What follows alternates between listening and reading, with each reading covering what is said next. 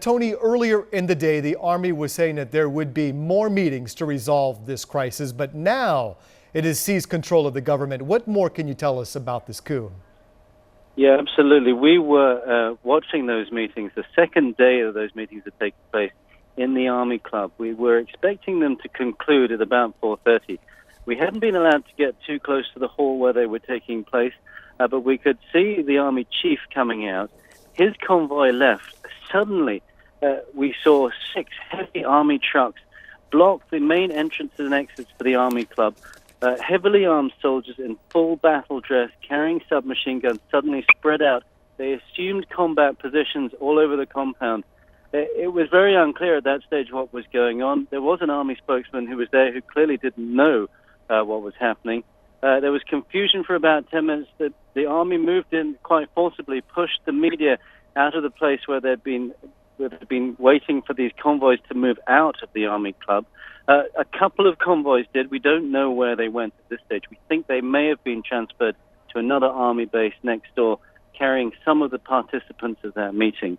And then there was the announcement on television with General Prayuth leading the leaders of the armed forces and the police in announcing that what had been the imposition of martial law 3 days ago is now a full-blown military coup. The army was taking control of Thailand.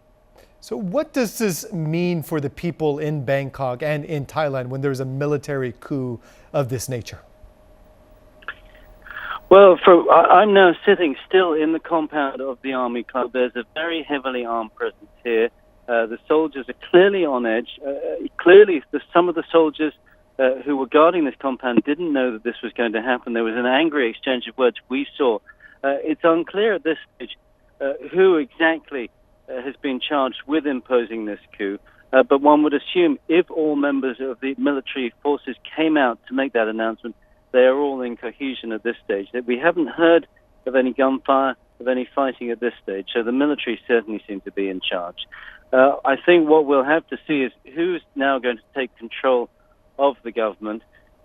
We've been questioning the military over the last 3 days about the status of the civilian government. We saw 5 representatives coming to attend this meeting. The caretaker prime minister had actually not attended amid some criticism yesterday in the media, but it seems now that was rather a wise decision. We understand he's been removed to an unknown location, but we don't think he's currently under detention with the military. So he still appears to be at liberty, but he clearly doesn't have any power, and his government has been removed. So at this stage, there is no government here. The military is in full and complete control of Thailand.